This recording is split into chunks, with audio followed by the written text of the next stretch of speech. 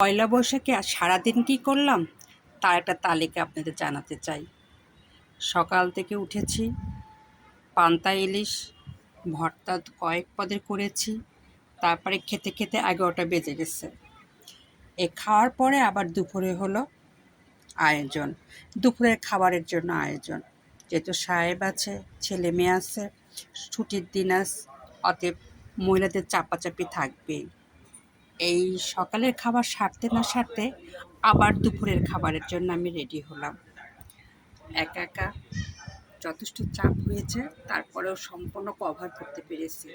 তবে সকালকার চাটা আর খেতে পারিনি, কারণ এতই কাজের চাপাচাপি ছিল যে সকালে চা খাওয়ার সৌভাগ্যটা আর হলো না। যাক, সমস্যা নেই, কাজের তালে থাকলে তো অনেক সময় চা না খেলেও চলে। সকালে খেলাম না, দুপুরে খেলাম না, বিকালবেলা যে একটু বাইরে কফি শপে খেয়েছি, 1 কাপ কফি। কারণ সারাদিনে চা খাওয়া হয়নি, আর কফি যতই খাই না কেন চায়ের তৃষ্ণা থাকে। এই জন্য সকালের খাবারের চাটা আমি এখন কভার করতেছি। আমি একটু আমার বারান্দায় আসছি আমার গাছগুলো দেখতে, যেহেতু আমি সারাদিন কোনো গাছগুলোকে দেখতে পারিনি। এই জন্যই রাতের বেলা আমি এসেছি আমার গাছগুলোকে পয়লা বৈশাখের শুভেচ্ছা জানাইতে। এই দেখুন আমার গোলাপি গাছ, তারপরে আমার এটা হলো বম্বে মরিচের গাছ, যথেষ্ট ফল ধরেছে, বম্বে মরিচ হয়েছে, কিন্তু আমি আপনাদের দেখাতে পাচ্ছি না রাতের বেলা বিধায়। তবে মহিলাদের পয়লা বৈশাখ এটাই, যারা গৃহিণী, যারা ঘরোয়া, তারা সারাদিন কাজ করতে করতে ক্লান্ত হয় বিকালে। তারপরে হয়তো একটু সাহেব ঘুরতে নিয়ে যায়, তারপরে বাসায় এসে সুন্দরভাবে রিল্যাক্স। যেমন আমি একটু রিল্যাক্স পেলাম এই মাত্র। এই দেখুন আমি চাটা এখনই খাচ্ছি, এটা আমার সকালকার চা।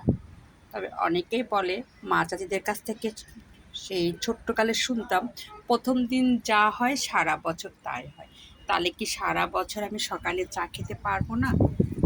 আমার প্রশ্ন এখানে।